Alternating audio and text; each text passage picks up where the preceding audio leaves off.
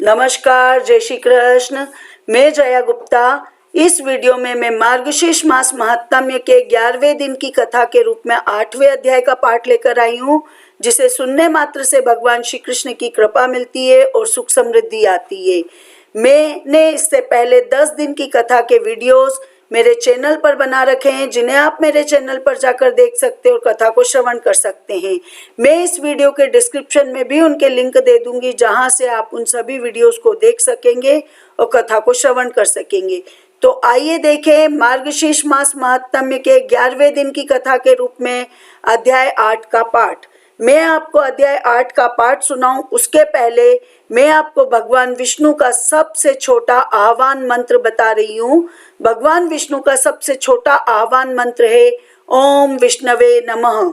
यह मंत्र का अर्थ है, हे पालनहार, संरक्षक और संहारक भगवान विष्णु, मैं आपको पूर्ण समर्पण और आदर के साथ नमन करती हूँ। इस मंत्र के जप से कई फायदे होते हैं। आध्यात्मिक जीवन का विकास होता है, जीवन में सुरक्षा और संरक्षण की अनुभूति होती है, मन और आत्मा के बीच सामंजस्य स्थापित होता है, सर्वव्यापकता का बोध होता है। प्रतिदिन 108 या 1008 बार इस मंत्र का जप करने से सुख, शांति और आर्थिक संपन्नता प्राप्त होती है। आइए अब देखें मार्गशीर्ष मास महात्म्य का 8वां अध्याय।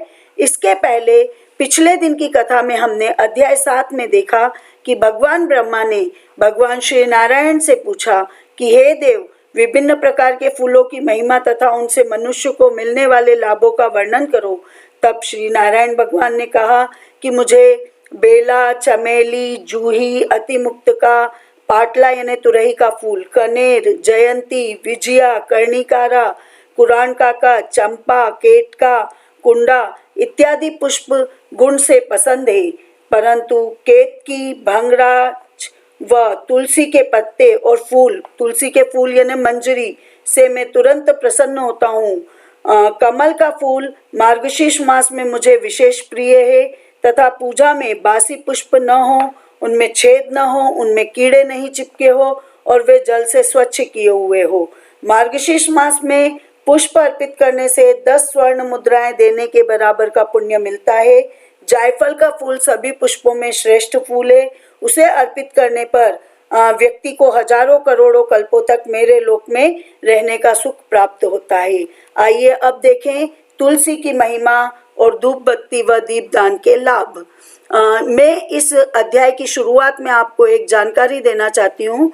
तुलसी भगवान विष्णु को विशेष प्रिय है।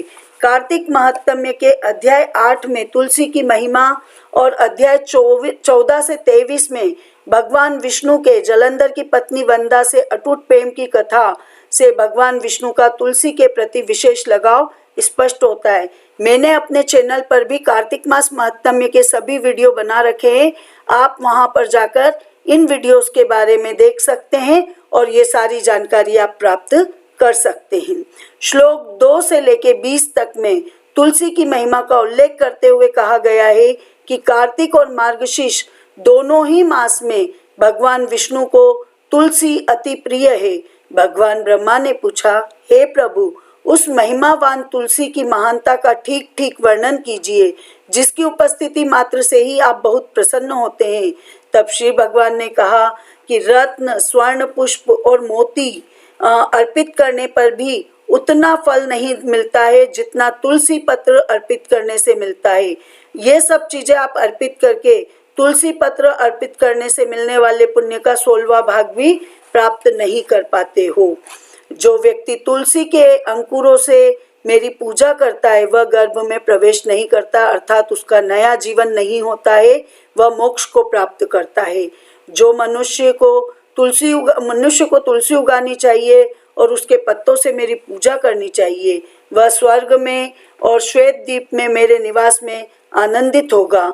यदि कोई व्यक्ति कम से कम एक बार भी शानदार तुलसी के शुद्ध, सुगंधित और अखंडित पत्तों से मेरी पूजा करता है तो यम उस व्यक्ति के पाप को मिटा देते हैं, जिसे वह अपने अभिलेख में लिखा हुआ देखता है। यदि लोग मेरी पूजा के लिए तुलसी के पत्ते एकत्र नहीं करते हैं तो उनका युवापन, जीवन, धन, संतान सब पर धिक्कार है। उनका सुख इस लोक और परलोक में नहीं देखा जाता है। मार्गशीर्ष मास में तुलसी दल से पूजित मेरी मूर्ति का दर्शन करने से मनुष्य ब्रह्म हत्या के पाप से मुक्त हो जाता है। यदि कोई व्यक्ति तुलसी दल से मेरी अर्थात लक्ष्मी जी के स्वामी की सदैव पूजा करता है तो उसके बड़े बड़े पाप नष्ट हो जाते हैं। छोटे मोटे पापों की तो बात ही क्या है। यदि फूल तोड़ने के बाद बहुत समय बीत जाता है तो उसे त्याग देना चाहिए। यदि पानी बहुत समय पहले कुएं, तालाब आदि से निकाला गया है तो उसे त्याग देना चाहिए, वो बासी हो जाता है। परंतु तुलसी दल को बिल्कुल भी त्यागने की आवश्यकता नहीं है, चाहे वह बासी ही क्यों न हो जाए। गंगा जल को भी बिल्कुल त्यागने की आवश्यकता नहीं होती है, अर्थात तुलसी दल और गंगा जल कभी बासी नहीं होते हैं। हे पुत्र, जब तक मेरा प्रिय तुलसी दल उपलब्ध नहीं होता तब तक मालती और अन्य फूल गर्जना करते हैं, अर्थात अपनी क्षमता का बखान करते हैं। जो मनुष्य कम से कम एक बार बिलपत्र से मेरी पूजा करेगा वह दुख से मुक्त हो जाएगा, वह मेरे पास आएगा और मोक्ष प्राप्त करेगा। तुलसी का पत्ता मुझे बिलपत्र, शमी पत्र, जति पत्र, कमल और कौस्तुभ मणि से भी अधिक प्रिय है।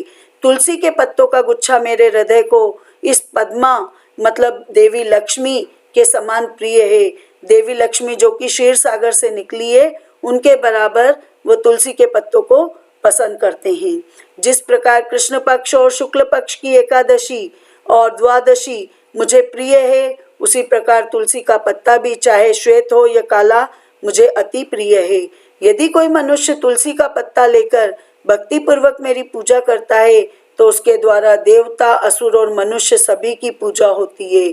जब तक काली तुलसी का एक भी अंकुर नहीं मिलता, यानी कृष्ण मंजरी युक्त तुलसी नहीं मिलती, तब तक कौस्तुभ जैसे असंख्य रत्न गर्जना करते हैं, अर्थात अपनी क्षमता का बखान करते हैं। जो व्यक्ति कृष्ण तुलसी के साथ भक्ति पूर्वक कृष्ण की या मेरी पूजा करता है वह उस उज्जवल लोक को प्राप्त करता है जहाँ भगवान विष्णु श्री यानी माता लक्ष्मी के साथ विद्यमान रहते हैं। जो लोग मेरी पूजा के उद्देश्य से भिक्षुकों और अन्य भक्तों को तुलसी के पत्ते देते हैं वे अचल क्षेत्र यानी मोक्ष को जाते हैं। जो व्यक्ति श्याम और श्वेत यानी रंग की जो तुलसी होती है उनके साथ मेरी पूजा करता है वह शरीर त्यागने के बाद शाश्वत वैष्णव गति को प्राप्त करता है। श्री भगवान के इतना कहकर रुकने के बाद भगवान ब्रह्मा ने पूछा, हे केशव, धूप बत्ती तथा दीपदान से होने वाले लाभ का सत्य कहिए। तो श्री भगवान ने कहा, हे पुत्र सुनिए, मैं तुम्हें धूप बत्ती तथा दीपदान के लाभ बताता हूँ। यह मेरे लिए अत्यंत आनंददायी है।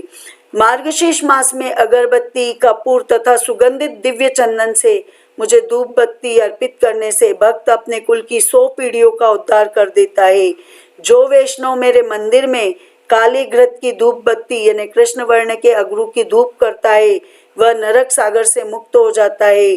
जो मनुष्य मुझे सुगंधित गोंद राल यानी गुग्गल, भैंस के घी अर्थात मिश्री से बनी धूप बत्ती अर्पित करता है मैं उसे जो चाहे भी चाहिए वो सब दे देता हूँ।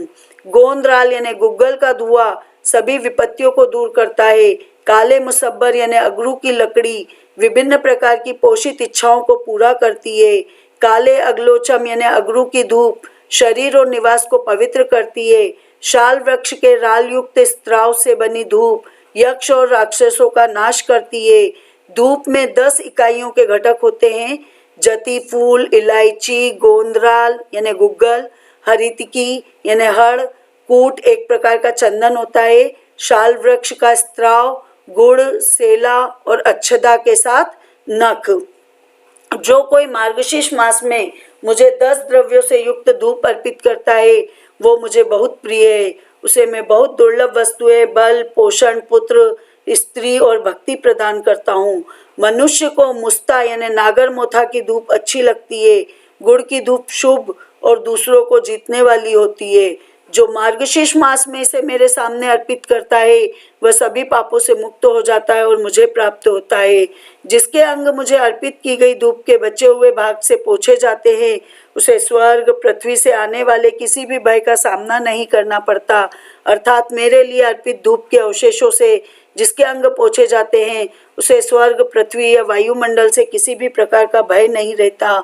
यदि मार्गशीर्ष मास में अखंड श्रद्धा पूर्वक मेरे सामने धूप अर्पित की जाए तो उस मनुष्य को कोई विपत्ति नहीं आती, उसे सभी प्रकार की संपत्ति प्राप्त होती है। धूप से रूप सुंदर बनता है। धूप अत्यंत पवित्र करने वाली होती है। वृक्ष का रस दिव्य होता है और वह अत्यंत शुद्ध और पवित्र करने वाला होता है। अब मैं दीपों की उत्कृष्ट क्षमता का वर्णन करूंगा। यदि उन्हें अर्पित किया जाए तो मनुष्य निसंदेह वैकुंठ को जाता है। जो व्यक्ति घी से भरी हुई अनेक बातियों का दीप जलाता है वह 1 करोड़ कल्पों तक स्वर्ग में निवास करता है। जो मार्गशीर्ष मास में मेरे सामने प्रकाश को लहराता हुआ देखेगा यानी आरती को देखेगा वह 7 जन्मों तक ब्राह्मण के रूप में जन्म लेगा और अंत में परम पद को प्राप्त करेगा। हे श्रेष्ठ ब्राह्मण, जो मेरे सामने भक्ति पूर्वक जला हुआ कपूर लहराएगा अर्थात कपूर की आरती करेगा वह अनंत स्वरूप बनकर मुझ में प्रवेश करेगा। हे पुत्र, यदि निराजन किया जाए तो मेरे लिए की गई पूजा मंत्रों और निर्धारित अनुष्ठानों से रहित होने पर भी पूरी तरह से संपन्न हो जाती है। जो मार्गशीर्ष मास में कपूर का दीपक अर्पित करता है उसे अश्वमेध यज्ञ का फल प्राप्त होता है। वह अपने परिवार का उद्धार करता है। जो मनुष्य मेरे सामने अथवा ब्राह्मणों के सामने तथा चौराहे पर दीपक जलाता है वह अत्यंत बुद्धिमान, पूर्ण ज्ञान से युक्त तथा तीक्ष्ण दृष्टि वाला होता है। जो मनुष्य मार्गशीर्ष मास में मेरे सामने घी अथवा तेल का दीपक जलाता है उनके पुण्यों को सुनो। वह अपने समस्त पापों से मुक्त हो जाता है। वह सहस्त्र सूर्यों के समान तेजस्वी हो जाता है। वह प्रकाशमान वायु रथ पर सवार होकर मेरे लोक में जाता है जहाँ उसका सम्मान होता है। अतः चतुर भक्त को अवश्य ही दीपक अर्पित करना चाहिए। जो व्यक्ति दीपक अर्पित करने के पश्चात उसे बुझा देता है वह अवश्य ही नरक में जाता है। हे श्रेष्ठ ब्राह्मण, जो पापी लोभ अथवा द्वेष के कारण दीपक को हटा देता है वह दीपक हटा देने के कारण अंधा और गूंगा हो जाता है।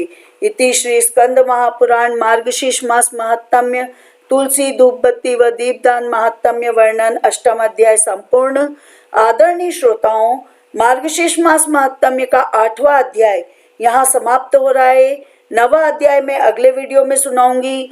तब तक के लिए कृष्ण नाम का जप करते रहिए और मेरे साथ बने रहिए। मैं कल एक बार फिर स्मरण करा दूं कि मैं कल 9वां अध्याय लेकर आ रही हूँ। जय श्री कृष्ण। वे चैनल को सब्सक्राइब नहीं किया है तो सब्सक्राइब कीजिए, बेल आइकन को हिट कीजिए ताकि मेरे नए वीडियोस के नोटिफिकेशन आपको तुरंत प्राप्त हो। वीडियो को लाइक और शेयर कीजिए। हिंदू धर्म, संस्कृति, तीज त्योहार, व्रत कथा, रीति रिवाज इत्यादि जानने के लिए मेरे साथ बने रहिए। जय श्री कृष्ण।